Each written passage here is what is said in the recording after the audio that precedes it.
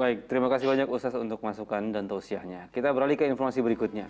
Pemirsa, seorang wanita penderita kanker yang sedang melakukan pengobatan di Salatiga, Jawa Tengah bertahan hidup dengan membuat aneka kerajinan dan hiasan rumah.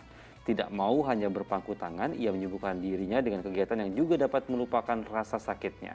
Berikut liputannya untuk Anda. Di rumah kos daerah Grogol, Kota Salatiga, Jawa Tengah inilah Desi Nur Anggraini yang sedang melakukan pengobatan tinggal bersama suami. Di tempat ini pula, ia membuat aneka kerajinan dari tali daun padi untuk bertahan hidup saat menjalani pengobatan kanker nasofaring stadium 4.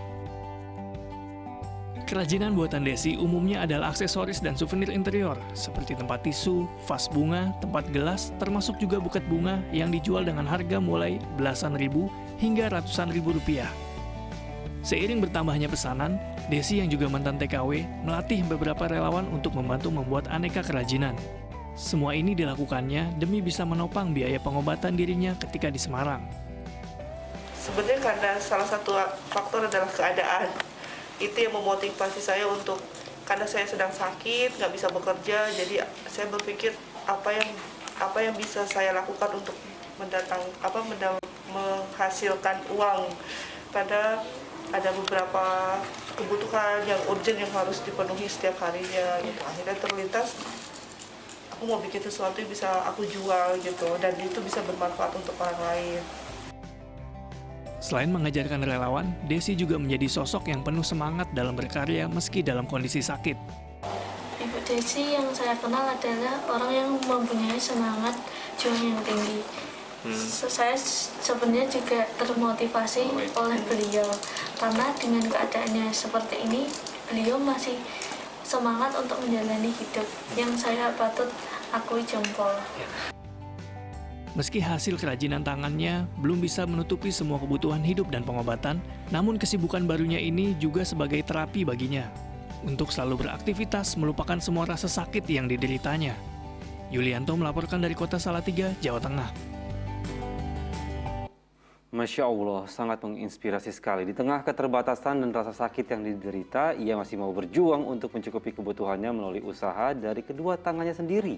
Nah, saya ingin bertanya kepada Ustaz, apa sih pandangan Ustaz mengenai perjuangan yang dilakukan oleh wanita penderita kanker ini, Ustaz?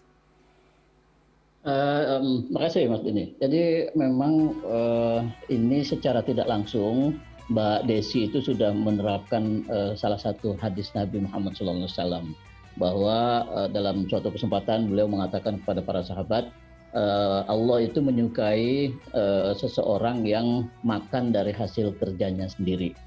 Itu konteksnya ketika itu ada orang yang suka minta-minta, ada orang yang malas bekerja, lalu Nabi menasihatkan kepada teman-teman sahabat-sahabat beliau bahwa Allah sebenarnya lebih suka kepada orang yang bekerja dengan tangannya sendiri dan makan dari hasil kerja itu.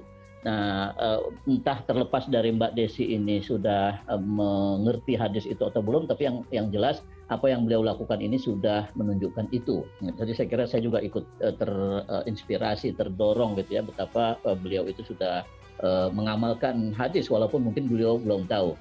Nah, di sisi lain memang keadaan-keadaan sulit atau cacat bahkan yang kita alami itu sebenarnya jangan pernah kita anggap sebagai suatu keadaan buruk yang kemudian seolah-olah habis itu dunia kiamat dan kita nggak bisa apa-apa. Nah, ternyata di balik musibah, di balik kesulitan, kan itu pasti ada kebaikan, ada kemudahan.